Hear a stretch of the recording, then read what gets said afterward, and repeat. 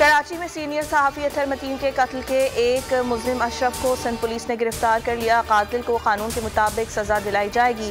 वज़ीर इत्तलात सिंध सईद गनी का ट्वीट, कहा पूरे केस में जिस तरह पुलिस ने जाँ फशानी से काविशें की हैं वो लायक़ तहसीन है। सिंध में सियासी पाराहाई तहरीक इंसाफ सिंध हुकूमत के खिलाफ सड़कों पर आ गई। आज सिंध को हक तो मार्च ओबाड़ों से शुरू होगा। शाह महमूद कुरैशी कहते हैं, उम्मीद है सिंध हुकूमत एहतजाज में रुकावट नहीं डालेगी।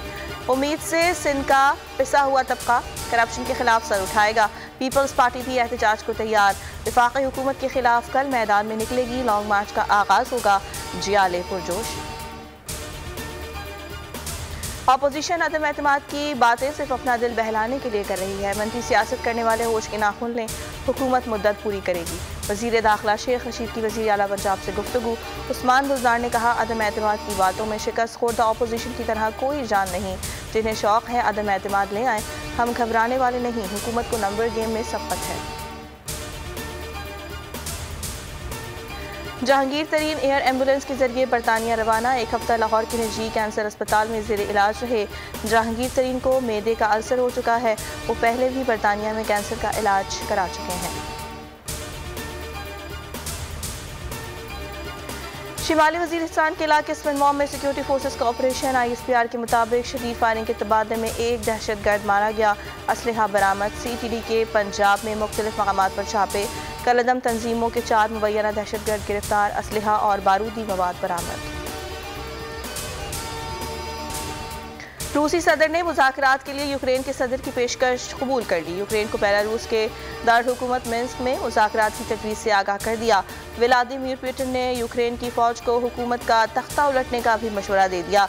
तर्जुमान अमरीकी महकमा ख़ारजा नेड प्राइस कहते हैं, रूस पहले यूक्रेन से फ़ौज निकाले।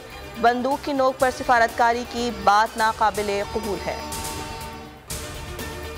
जंगज़दा यूक्रेन से नकल मकानी दिलसोज मनाजिर की वीडियो सोशल मीडिया पर वायरल। फंसे हुए पाकिस्तानी शदीद मुश्किलात से दो चार।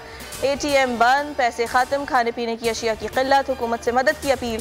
तर्जुमान दफ्तर ख़ारजा के मुताबिक पाकिस्तानी सिफारत खाने ने यूक्रेन में फंसे 35 पाकिस्तानी तलबा को निकाल कर पोलैंड पहुँचा दिया।